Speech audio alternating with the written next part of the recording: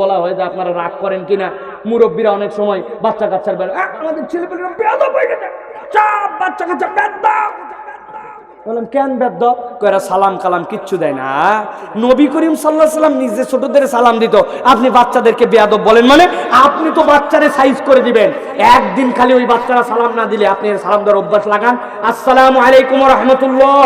এখন একটা বাচ্চা, আমি মসজিদে যাচ্ছি, ও দেখি সালাম দেয় না ওইভাবে, তোরা শিখান লাগবে জন্য আমি সালাম দিয়েছি, এই পিচ্ছি আসসালামু আলাইকুম রহমতুল্লাহ। ওই চিন্তা করছে আমাদের খতিব সাহেব যেহেতু আমার মতো ছোট মানুষকে সালাম দিয়েছে, এর উত্তর নিশ্চয়ই ওয়ালাইকুম সালাম না।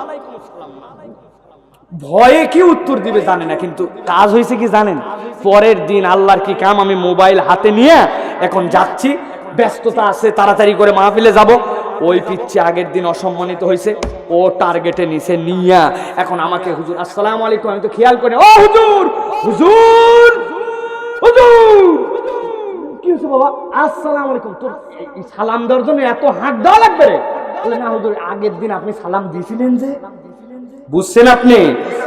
এই যখন তখন খালি বাচ্চারা বেদ্যপ হয়ে গেছে, এই ডায়লগ দিয়েন না প্রিয় ভাই। আমাদের কতগুলো মুরব্বী আছে ভাই, উনাদের জ্বালায় মসজিদে বাচ্চা কাচ্চা আসা বাদ দিছে, আছে না ভাই? খালি মসজিদে যায় টেরা টেরা কিরকম জানি চোকা চোকা ভাব নিয়ে সবসময় থাকবে। কোনো একদিন কোনো একটা বাচ্চা নামাজের মধ্যে একটুখানি কথা বলছে, উনি চিন্তা করছে শেষ বৈঠকে আত্তাহিয়াতুলিল্লাহ সাল্লাল্লাহু দাঁড়া খালি নামাজ শেষ, আল্লাহুম্মা সাল্লি আলা মুহাম্মাদ। হুজুর এত লম্বা করে কারে আজকে শেষ বৈঠক, কামা বারাকতা আলা ইব্রাহিম ওয়া আলা ইব্রাহিম ইন্নাকা হামিদুম মাজিদ, আল্লাহুম্মা বারিক আলা মুহাম্মাদ কামা বারাকতা আলা ইব্রাহিম। হুজুর নামাজ শেষ করছে করে আসসালামু আলাইকুম, নামাজের মধ্যে ডিস্টার্ব করা, বাপ রে পিকআপ আছে কিনা? উনার পিকআপের ঠেলায় ওই বাচ্চাও নামাজ ছাড়ছে আর বাপও বাদ দিছে, আছে কিনা?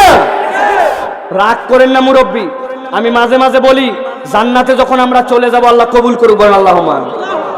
আল্লাহ তো কোনো আশায় আর নিরাশা রাখবে না। আমি আল্লাহকে বলবো আল্লাহ সব দেখছি, কিন্তু ওই যে মুরব্বী আমার উড়ে পিকআপ দেওয়া দিছিল, মসজিদের মধ্যে হাইরে গালাগালি করছিল, একটু ভুল করছিলাম, উনি 6 বছর বয়সে কি করতেছিল, আল্লাহ একটা ভিডিও দেখাও তো।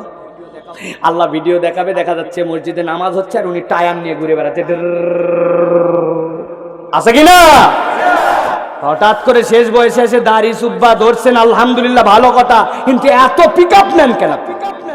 ঠিক কিনা? আপনি কি নবীজির উপরে মাতব্বরি ফেলান নাকি? নবীজি সাল্লাল্লাহু আলাইহি ওয়াসাল্লাম বাচ্চাকে কোলে নিয়ে নামাজ পড়ছে, আবার বসায় রাখছেন। নবীজি সিজদায় গেছেন, সাহাবীরা মনে করছে কি রে নবীজি উঠেন না কেন? এক সাহাবী মাথা এরকম বেঁকা করে, ও বাবা, নবীজির এক নাতি দেখি কাঁধের উপর বসে আছে, বসে নবীজির কান ধরে ঘোড়া চালাচ্ছে। নামাজ নবীজি আস্তে করে শেষ করার পর বললেন, তোমাদের হয়তো একটু কষ্ট হয়েছে, কিন্তু শোনো, ও তো ছোট মানুষ, আমরা বড় বড় ঘোড়ায় চলি দেখে ঘুরে, এখন ও তো আর ছোট ঘোড়া পায় না, আজকে নানা গেছে সিজদায়, চিন্তা করছে পাইছি ঘোড়া।